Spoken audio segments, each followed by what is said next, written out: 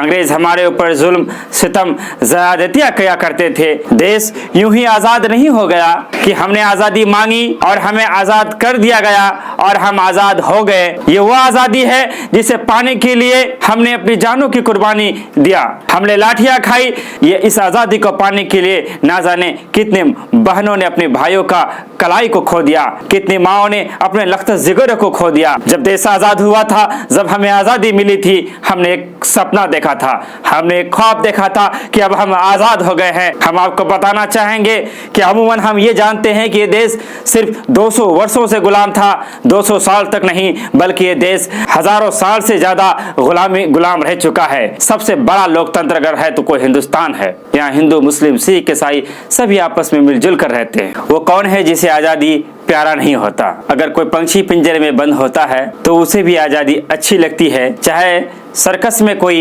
शेर को अगर बंद रखा जाता है तो उसे भी आजादी प्यारा होता है। हम तो इंसान हैं, भला हमें कैसे गुलामी पसंद होगा। 15 अगस्त के इस अवसर पर आज हम अपनी स्वतंत्रता की बात करेंगे। सबसे पहले आप तमाम को स्वतंत्रता दिवस की हार्दिक बधाई और बहुत बहुत शुभकामनाएं। पहले तो हम ये आहत करें कि हम भारतीय एकता, राष्ट्रीय अखंडता को बनाए रखने के लिए हम हमेशा प्रयत्न करेंगे और हमारा यह देश जो सोने की चिड़िया था, ये फिर से इसे सोने की चिड़िया बनाने के लिए हम जद्दोजहद करते हुए नजर आएंगे। चलिए आज हम देश की आजादी से जुड़े हुए कुछ बातें आपके बीच रखने वाले हैं। देश अपनी आजादी का 75वां वर्षगांठ मना रहा है और अपनी इस आजादी को आजादी का अमृत महोत्सव के रूप में हम लोग मना रहे हैं। आजादी के अमृत महोत्सव के अवसर पर केंद्र सरकार की ओर से एक अभियान चलाया जा रहा है, हर घर तिरंगा। और इस अभियान के तहत वो भारतीय जिनके दिलों में वतन से मोहब्बत, जो वतन से मोहब्बत रखते हैं, वो तिरंगा यात्रा में शामिल हो रहे हैं और तिरंगा, हर घर तिरंगा फहराया जा रहा है। ये आजादी जो आज हमें मिली है, आज जो हम ये खुली हवाओं में सांस ले रहे हैं, ये जो फिजाओं में हम खुली फिजाओं में हम जो स्वतंत्र हैं, हम जो चाहते हैं कर लेते हैं, क्या ये ऐसा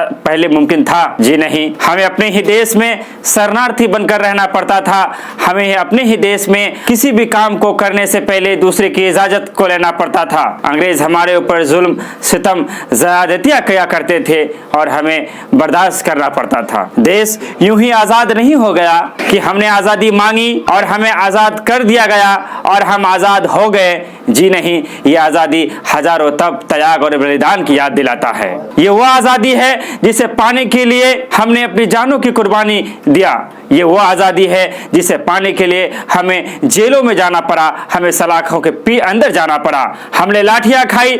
ये इस आजादी को पाने के लिए ना जाने कितने बहनों ने अपने भाइयों का कलाई को खो दिया, ना जाने कितने बाप ने अपने बुढ़ापे की लाठी खो दी, कितनी माओं ने अपने लख्त जिगर को खो दिया। बहुत तब और त्याग के बाद हमें आजादी मिली। जब देश आजाद हुआ था, जब हमें आजादी मिली थी, हमने एक सपना देखा था, हमने एक ख्वाब देखा था कि अब हम आजाद हो गए हैं और अब यहाँ पर हिंदू, मुस्लिम, सिख, ईसाई सब मिलकर रहेंगे और हम अपने देश को फिर से सोने की चिड़िया बनाएंगे। हम आपको बताना चाहेंगे कि अमूमन हम ये जानते हैं कि ये देश सिर्फ 200 वर्षों से गुलाम था, 200 साल तक नहीं बल्कि ये देश हजारों साल से ज्यादा गुलाम रह चुका है।